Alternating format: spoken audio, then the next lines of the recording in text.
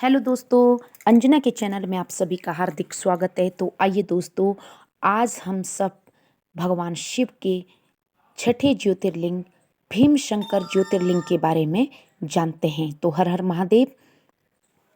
तो भीमशंकर ज्योतिर्लिंग भगवान शिव का छठा ज्योतिर्लिंग है दोस्तों। यह भगवान शिव का बहुत ही प्रसिद्ध ज्योतिर्लिंग है। भीमशंकर ज्योतिर्लिंग महाराष्ट्र के पुणे से 125 किलोमीटर दूर सह्याद्री नामक पर्वत पर है।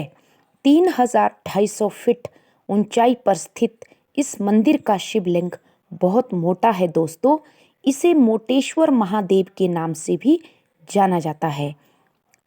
इस मंदिर के पास में भीमा नामक एक नदी भी बहती है, जो कि कृष्णा नामक नदी से मिलती है दोस्तों।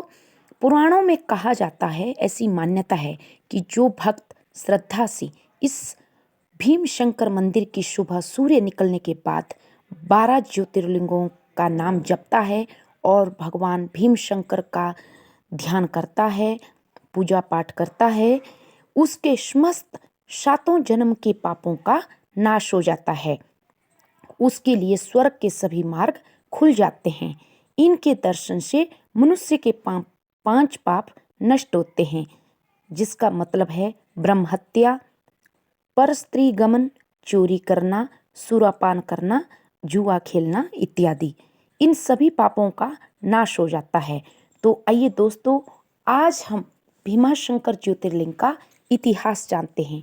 लेकिन सबसे पहले मैं बता दूं दोस्तों कि भीमशंकर ज्योतिर्लिंग 2 ज्योतिर्लिंग माने जाते हैं, एक आसाम में और दूसरा महाराष्ट्र में। लेकिन आसाम वाले की बात मैं बाद में करती हूँ। मैं पहले भीमशंकर ज्योतिर्लिंग महाराष्ट्र की बात करती हूँ, जो महाराष्ट्र के पुणे में स्थित है। भीमाशंकर ज्योतिर्लिंग की पौराणिक कथा के अनुसार माना जाता है दोस्तों कि त्रेता युग में रामायण काल में कुंभकर्ण का पुत्र भीम नामक राक्षस था। उसका जन्म उसके पिता कुंभकर्ण की मृत्यु के बाद हुआ था। ऐसा कहा जाता है दोस्तों कि अपने पिता की मृत्यु का जब उसको अपनी माता के द्वारा पता चला कि कैसे भगवान राम ने उनका वध किया था, तो वो भगवान विष्णु से बदला लेने की सोचने लगा। उसने अनेक वर्षों तक भगवान ब्रह्मा जी की कठोर तपस्या की। ब्रह्मा जी ने भीम नामक राक्षस को विजेता का वरदान दिया कि तुम्हें कोई हरा नहीं सकता। वरदान पाने के उपरांत वह भीम नामक राक्षस निडर हो गया और उसने मनुष्यों के साथ साथ दोस्तों देवी देवताओं को भी सताने लगा, जिससे धीरे धीरे सभी जगह उसके आतंक की चर्चा होने लगी। उसने देवताओं को पराजित कर सभी यज्ञों को विध्वंस कर दिया और अपनी हर जगह मनमानी करने लगा। सभी देवता दोस्तों भगवान शिव की शरण में गए और त्राहिमाम करने लगे। भगवान शिव ने सभी को आश्वासन दिलाया कि वे इसका जरूर उपाय निकालेंगे। भगवान शिव ने राक्षस भीम से युद्ध करने की ठानी। लड़ाई में भगवान शिव ने उस राक्षस भीम का वध कर दिया और देवताओं को उस राक्षस भीम से मुक्ति दिलाई।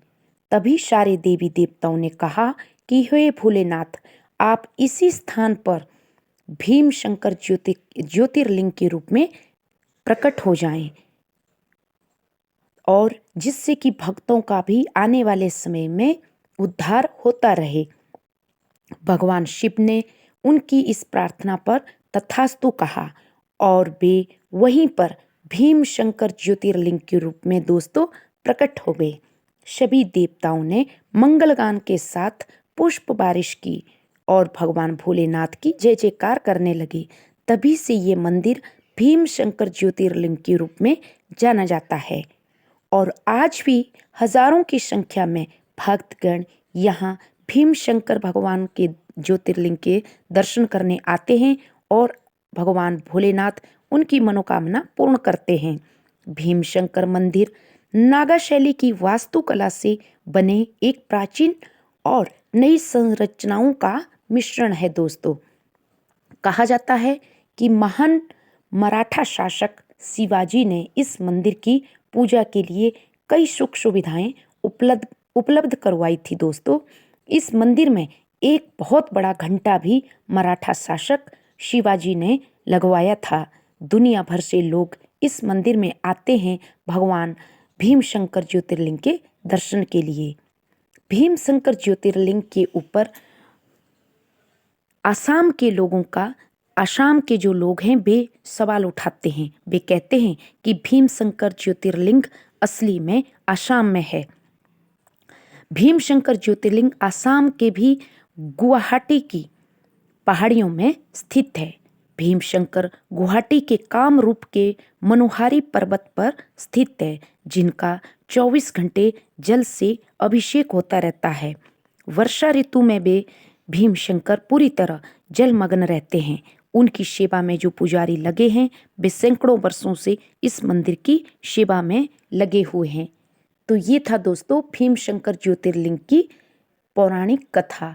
आशा करती हूँ आप सबने ध्यान से सुना होगा। तो Har Har Mahadev. Thank you. Please subscribe me my channel.